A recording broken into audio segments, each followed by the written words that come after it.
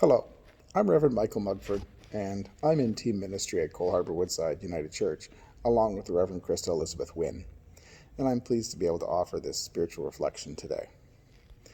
I've noticed the longer that our social distancing and self-isolating goes on, that social media is getting more and more filled with an increasing amount of frustration being expressed and experienced. And this sense of frustration, which is also mixed with fear and uncertainty, is manifesting itself in an anger that's being expressed in rather vile ways at times at our sisters and brothers in the community at large. Knowing that we have a number of weeks, or maybe even months, of this new status quo ahead of us, I think it's important for us to understand our feelings and the feelings of others, especially if those get expressed at us or we express them at others. And so I offer this reflection on the idea of forgiveness and reconciliation. When we talk about forgiveness in terms of the church, we usually focus on that one-way conversation between ourselves and God. Confession, we call it. In those confessional times, we might list off misdeeds or missed deeds, sins of commission and omission, we call them. We might express those to God with an assurance that because we have done that, we're forgiven. God and I, or you, are reconciled. Jesus talks about another type of forgiveness in John chapter 20. He appears to his followers after the resurrection and says to them, "Peace be with you. As the Father has sent me, I am sending you." And with that, he breathed on them and said, "Receive the Holy Spirit.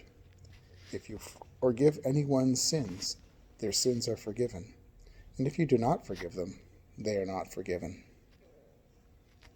Sounds kind of harsh, but I think Jesus is talking here about our individual relationships. That when someone has wronged us, and while it isn't explicit in the passage, and asked for forgiveness, then I believe Jesus is telling us to practice that forgiveness and reconciliation. We need to do that for the sake of others as well as our own sake. If we don't forgive people in our lives, then that lack of forgiveness is something that we carry, and that means we usually carry it alone.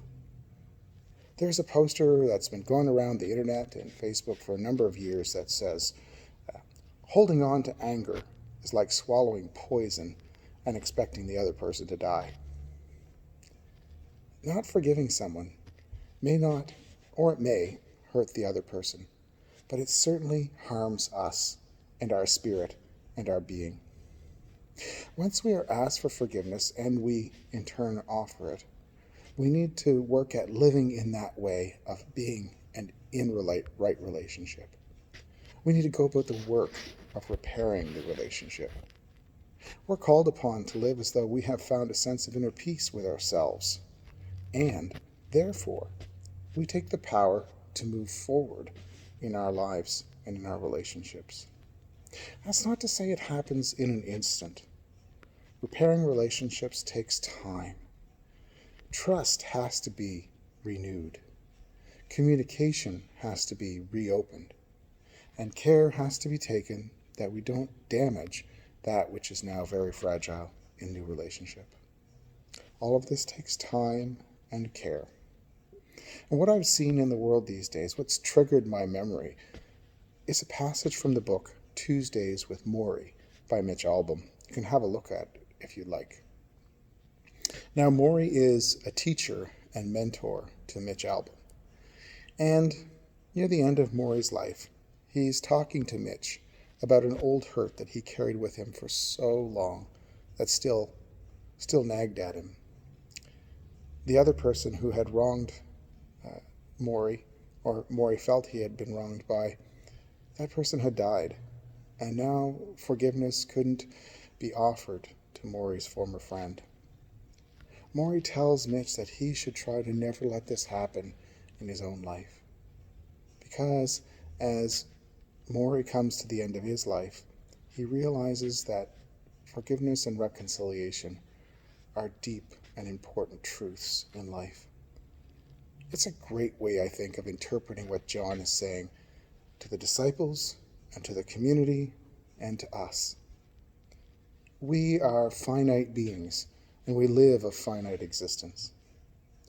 As people of the Spirit, we're called upon to view life differently and act differently because of our faith. Our faith tells us that forgiveness is not something God withholds, and it is not something we should withhold either. And just as we don't reconcile lightly with God, we don't expect to reconcile with others lightly either. It takes time, it takes patience, it takes work, it takes commitment. In these days, as uncertainty continues to be a part of who we are and our lives, may we find ways of offering and receiving forgiveness and living into reconciliation. Just some thoughts for you today. Blessings.